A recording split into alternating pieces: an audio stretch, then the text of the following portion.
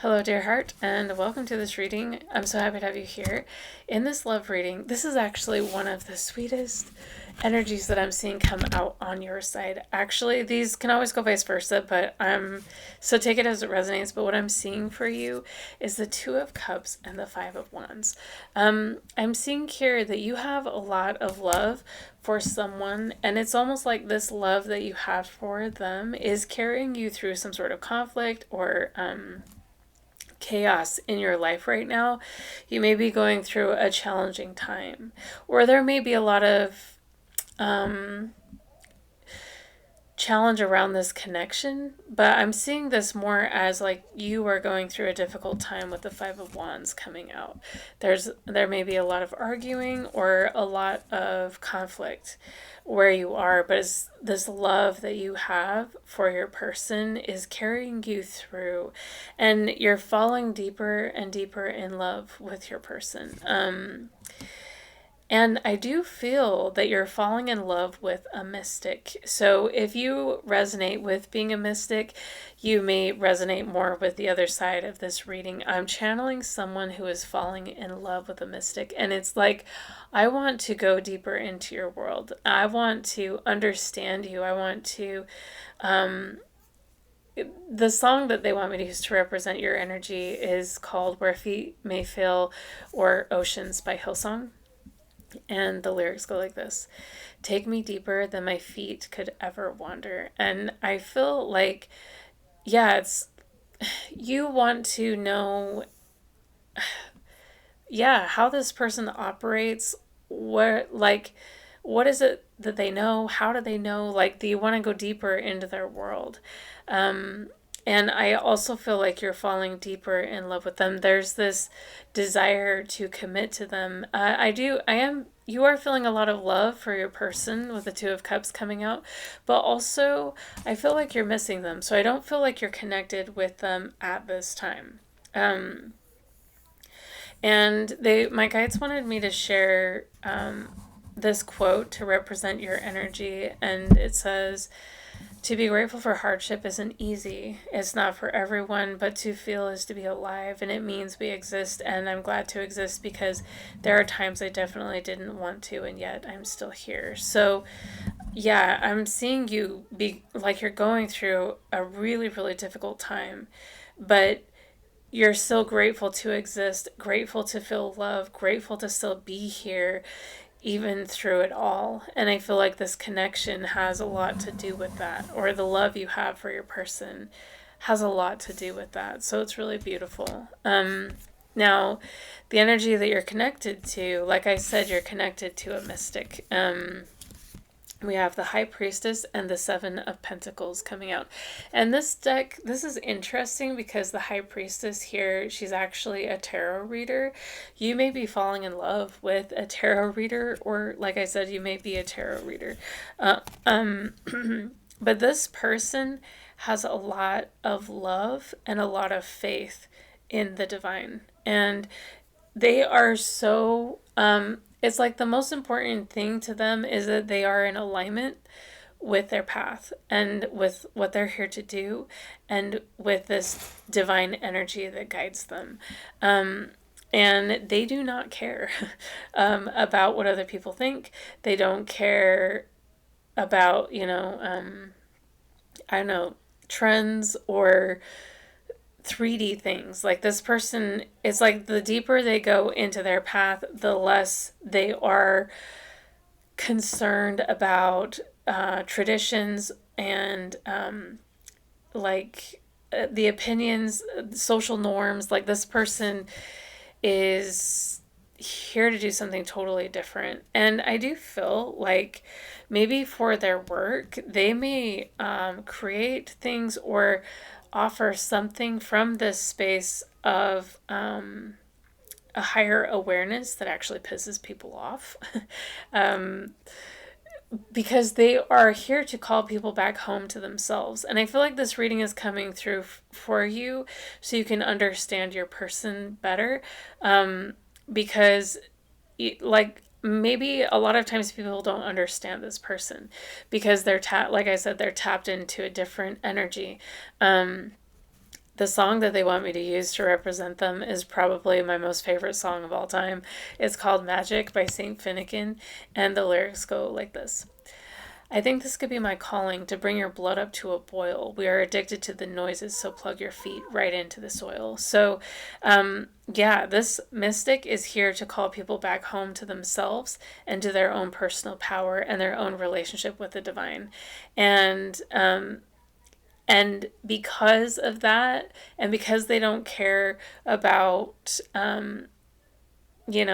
the roles and rules and structures that humans have created to control people, they're pissing a lot of people off.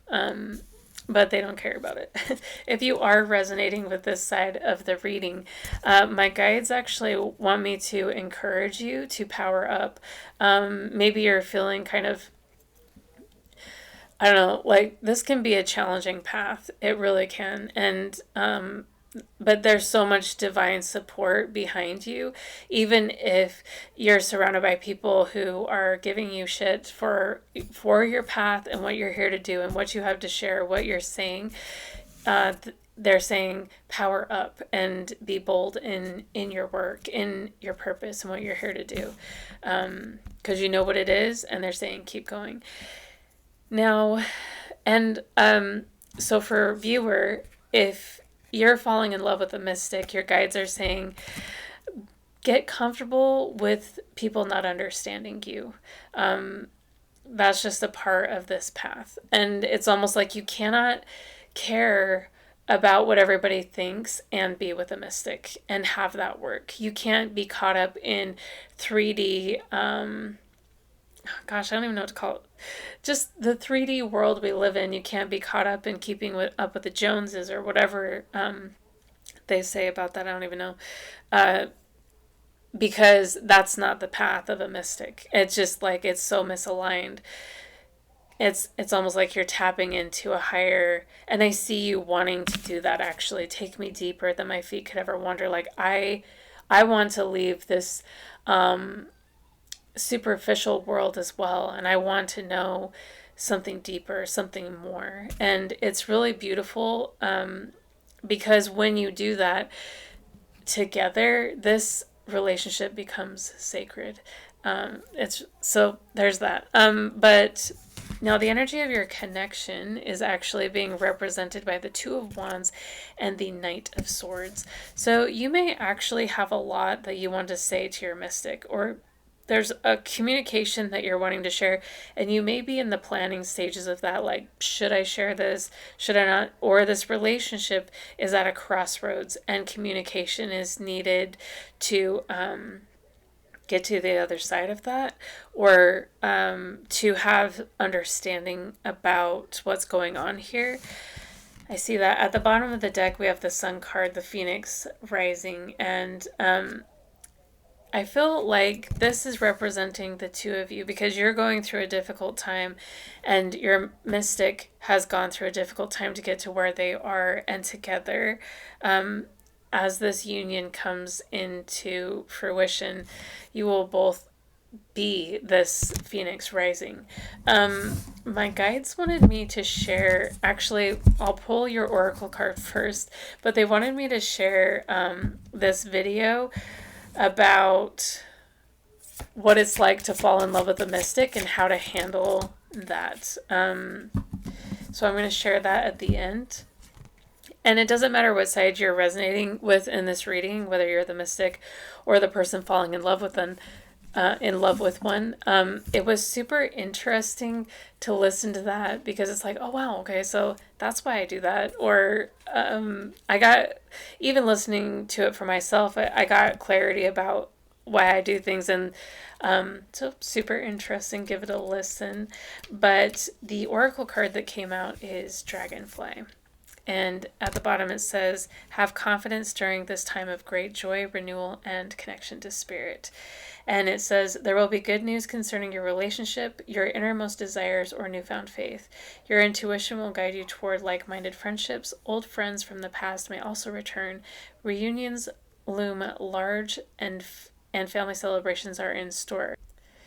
These will be enjoyable and may even be filled with some incredible secrets that could completely change how you feel about certain people.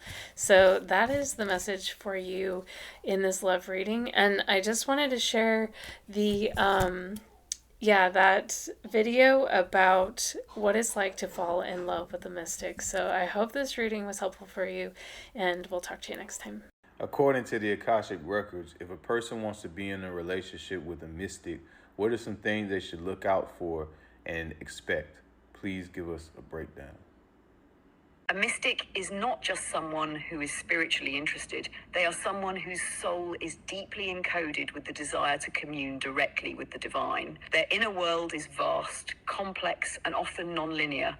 They are wired to seek truth beyond appearances, to pierce illusions, and to live in alignment with the unseen. This means their energy is not grounded in conventional logic or timelines. Mystics often operate in rhythms, visions, emotions, and states of consciousness that shift and flow. Their love may feel cosmic, devotional, powerful, otherworldly, but it is rarely predictable. What to expect when loving a mystic one? Mystics need solitude, not distance. At times, a mystic will retreat, not because they don't love you, but because they must return to source for replenishment. If you take this personally, the relationship may feel emotionally turbulent. Understand that their solitude is sacred, and often a download or transformation is taking place during these inward phases. 2, their emotions may channel collective energy. Mystics are empathic by nature. They may feel grief that is not theirs, joy that seems to come from nowhere, or anxiety that reflects a planetary shift. They often don't just feel for themselves, they feel on behalf of others, the planet, or even timelines. Loving them means learning to not always ask, why are you upset, but instead asking, what are you sensing? 3, they value depth over convention. Mystics may not care about social traditions, status, or appearances. They may challenge rules, roles, or relationship norms. If your love language is structure, clarity, or external displays, you must communicate this clearly and without judgment. Otherwise, you may feel dismissed or confused by their expansive nature. 4, they are always evolving. Being in love with a mystic means being in love with change. They are constantly being initiated, reborn, humbled, and lifted. You may fall in love with one version of them, only to meet a deeper, more awakened one 6 months later. Stability in the relationship comes not from sameness, but from spiritual alignment and mutual respect. Things to be aware of. Spiritual bypass or isolation. Some mystics, especially ungrounded ones, may avoid earthly responsibilities in the name of divine timing. They may resist practical matters or accountability. It's important to anchor the relationship in shared values and not let transcendence become escapism. Projection of guru energy. Loving a mystic does not mean they are always right or evolved. Do not idolize them or assume their insights are always beyond yours. Mystics need partnership, not pedestalization. Energetic sensitivity. Mystics often have finely tuned nervous systems. Environments, foods, energies, or even your emotions may affect them deeply. If you're not aware of this, you may feel like you're walking on eggshells.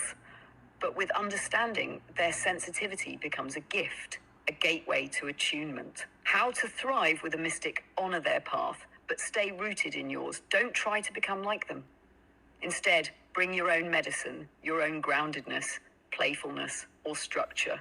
Mystic unions work best when both souls bring balance to the dance. Ask Spirit to guide the relationship. Let the relationship itself be spiritual. Create sacred space. Meditate together. Allow your connection to be a temple, not just a dynamic. Communicate in energy, not just words. Mystics feel energy before they hear language.